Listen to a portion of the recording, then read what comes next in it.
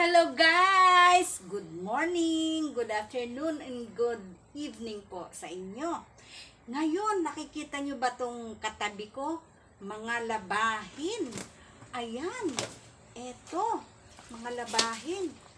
Ngayon ay isi-share ko sa inyo kung paano ako maglaba. Kung paano tayo maglaba sa pamamagitan ng ating kamay.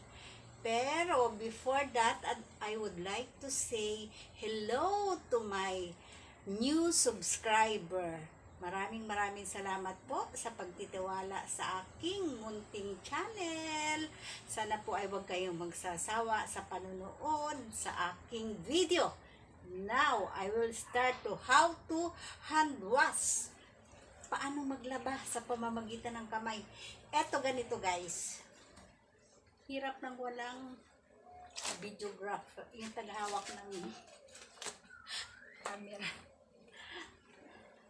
Eto guys, syempre pag maglalaba po tayo, uunahin natin yung puti.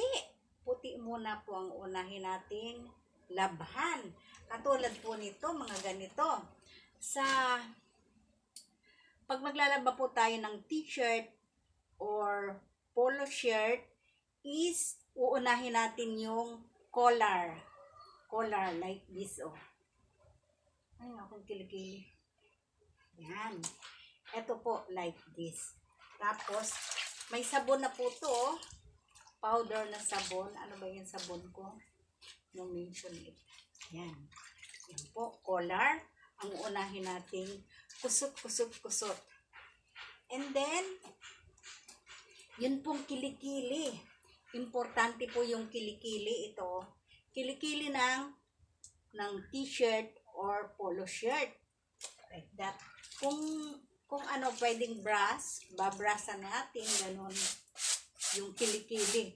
Kasi po yung kilikili ng polo shirt or t-shirt is katulad pag may gumagamit ng deodorant, is may naiiwan pong mark na or mark ng deodorant po, ganyan. Minsan kumakapit po, kaya kailangan i-brush natin yan. Like this, oh. Yan. Yan. Pagkatapos, dito naman po. Yan. Yung mga importante po. Tapos, eto naman pong laylayan ng t-shirt. Alam niyo po ba yung laylayan? Tagalog na Tagalog po yan. Laylayan. Yung baba po ng t-shirt. Like this. Yan. Ito po. Importante po yan. Atin pong gaganyanin. Kusot. Tapos, pag natapos na po yung mga white, yun naman po, syempre tatanggalin naman po natin yan. Lahat dito, lalagay sa isang ano. Yan.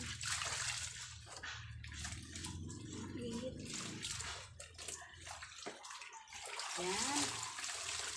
Hindi, sample lang po ito na natapos na yung mga white. Tapos, pagkatapos na po ng mga white, mga decolor naman po. Decolor na mga t-shirt. Yan. Ganyan. Ganon din po. Unahin nating sisiguro nating sabon, kusot is yung nandito sa liig ng t-shirt. Tapos, importante din po talaga yung sa kilikili ng t-shirt. Yan. Ganyan po. Yan.